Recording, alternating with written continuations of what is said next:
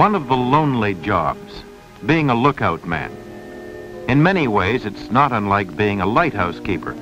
The isolation, the responsibility, and the feeling of being close to nature and its elemental forces, fire and water.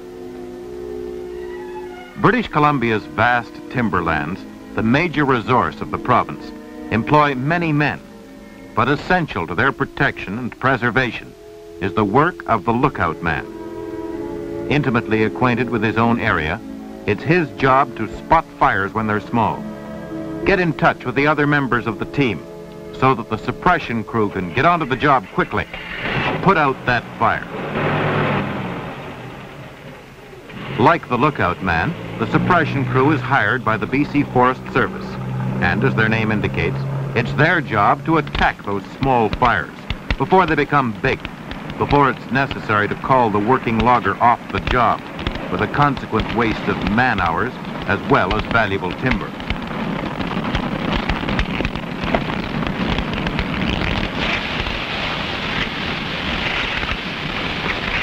But the one who initiates the action, who puts the whole organization into high gear, is the man on the mountaintop, the lookout man.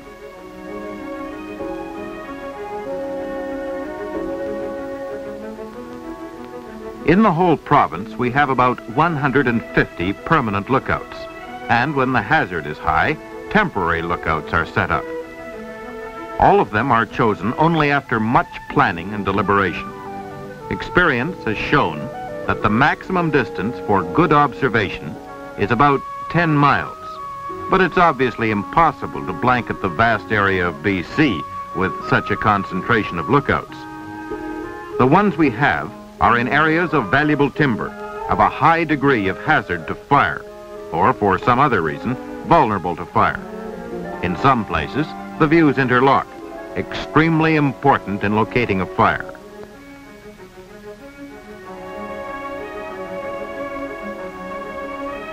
When reports are received from 2 or more lookouts, the ranger can accurately locate the trouble spot by the intersection of bearings as reported by the lookout men. Communication is of prime importance.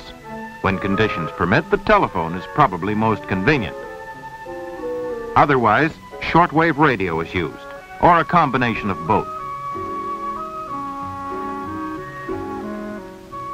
In the ranger station, a trained staff is always on hand, always on the job to receive reports from the lookout men in their district.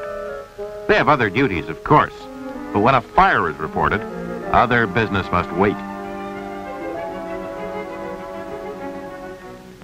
We begin to see that the lookout man is a rather special person.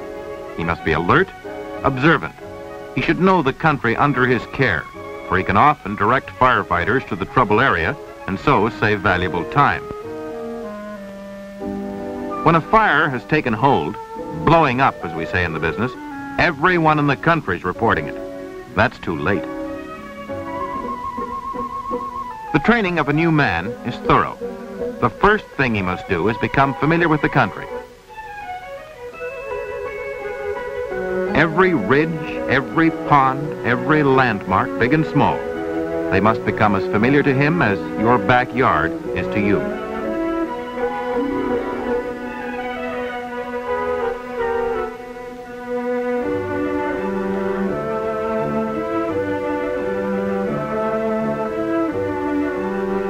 He must have proper equipment and know how to use it. Most of it is specialized. The fire finder,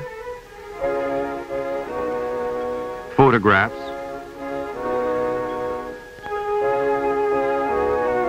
records, log, radio, binoculars, and colored glasses. His general health must be good, and his eyesight must be excellent. It's quite possible that our new lookout man has hunted or fished in this country for years. He may know it intimately and would never become lost. But that's not enough. He must know all the physical features by name so that his reports can be understood. He must know their exact location in relation to his lookout. He must know distances, bearings, elevations.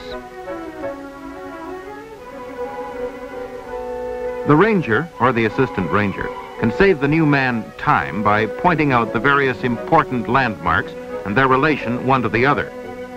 With this expert help, the lookout man can correlate the actual landscape with maps and with photographs. As he notes each salient point, the lookout man makes notes and then writes up his notes into a log, which can be used for quick reference and so save time in an emergency. Details such as distance, location of access road, location of streams or other sources of water, clearings, mill sites, all these are located and marked in the log. The photos in the Forest Service lookout are far removed from ordinary snapshots. They're taken with a special surveying camera and are a faithful reproduction of the landscape as seen from the lookout. They're covered with a grid of fine lines, which correspond to the readings of the firefinder.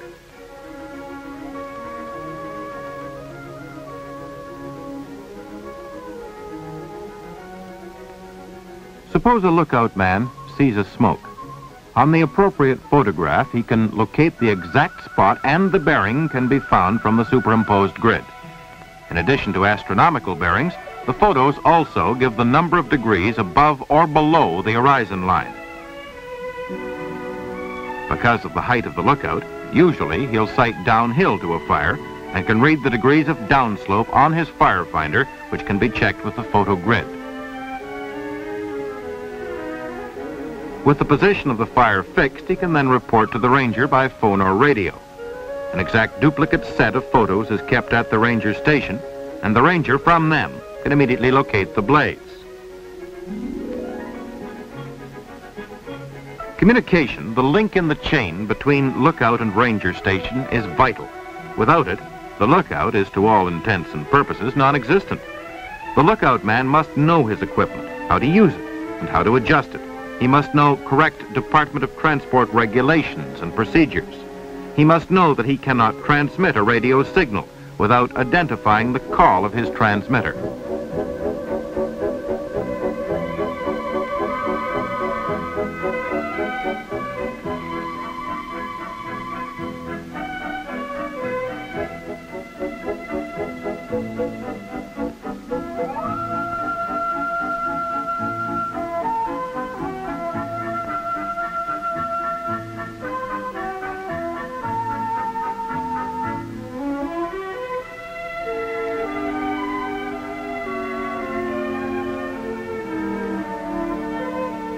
All right, our man is trained.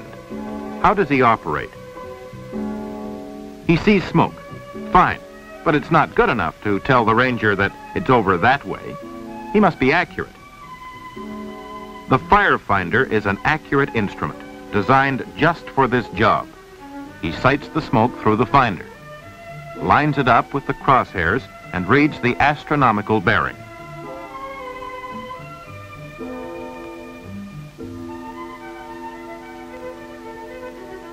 Next, he checks with the lookout photograph of the area, plots the position. Then to the map, where he measures off the distance. Now he has his facts: bearing, distance, exact location. XLZ 86, Lake Cowichan, this is XMQ49 log lookout. XLZ 86 back. Go ahead. I have a smoke for you, bearing 270 degrees, 30 minutes, vertical angle minus 2 degrees, distance 6 miles, on the Henderson property. Over. Bearing 270 degrees 30 minutes, vertical angle minus 2 degrees, distance 6 miles. Confirm and over. Roger, roger. It's beginning to send up black smoke. Not moving yet, but looks as though it might. Topography is steep. An old logging. Over. How big is it? Over. Only a spot. Over.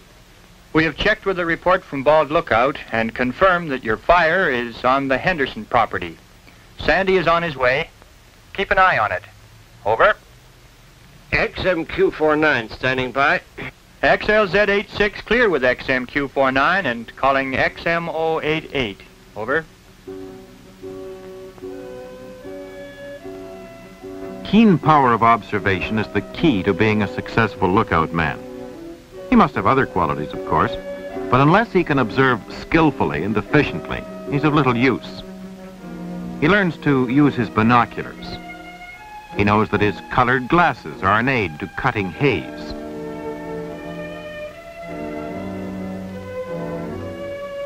He learns that visibility depends on many things, on haze, industrial smoke, smoke from nearby towns, and at times, even smoke from forest fires. Under these conditions, he's constantly watchful, on the alert for any momentary clearing of smoke or haze. He must know the difference between smoke and those little puffs of cloud that hang around the mountains. He must know the dust, light-colored rock bluffs, and the silvery gray color of old burnt areas are not smoke. In other words, he must be careful not to send in a false alarm, but equally careful not to miss a genuine fire. In essence, then, our lookout man is on the alert for any change in his landscape, since this is what will catch the eye, but only the trained eye. Most people can see, but very few really observe.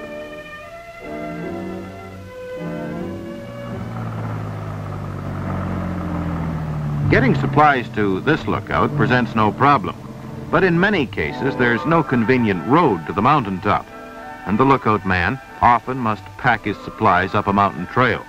And don't forget that supplies usually include water, which weighs 62.5 pounds per cubic foot. With limited space, neatness and order are essential.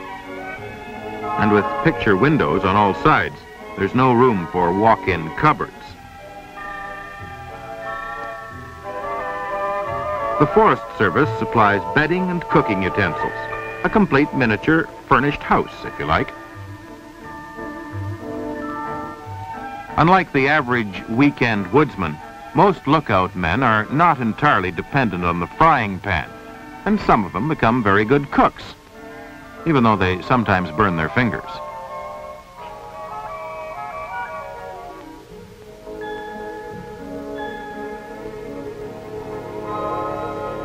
Summer thunderstorms can be a bit of a menace, particularly if your house happens to be the highest point on the highest mountain and the lightning's crackling all around you. But all lookouts have a lightning arrestor system, properly grounded, so that when lightning does strike, no damage is done. Furthermore, the lightning arrestor system means that the safest place for the lookout man during an electrical storm is right inside the lookout. Of course, he must use common sense and keep away from metal objects, such as the stove, and he must not use his phone or radio while the storm is overhead. The fact that the lookout man must make regular reports on a definite schedule also is a safety feature, for any failure to report will bring immediate help.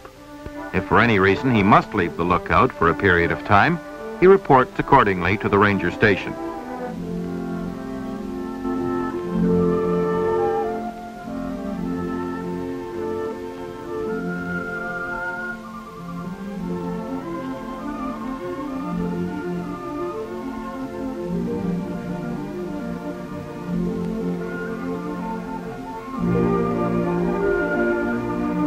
If he's lucky enough to be able to clear a few square feet of ground, a bit of garden provides an interest and helps to beat the loneliness of living by oneself for 5 or 6 months of every year.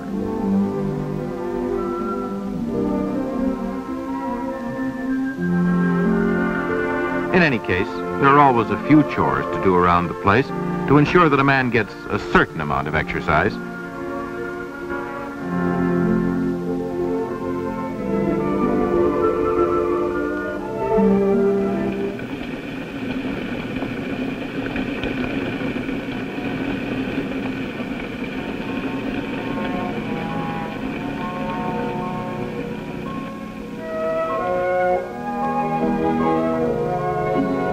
And just because a man lives alone, it doesn't mean that he hates people. And visits from hikers give you a chance to see if your tea is still palatable to the rest of humanity. And a chance to show at least some of the world just what it is you do, apart from just sitting on your mountaintop.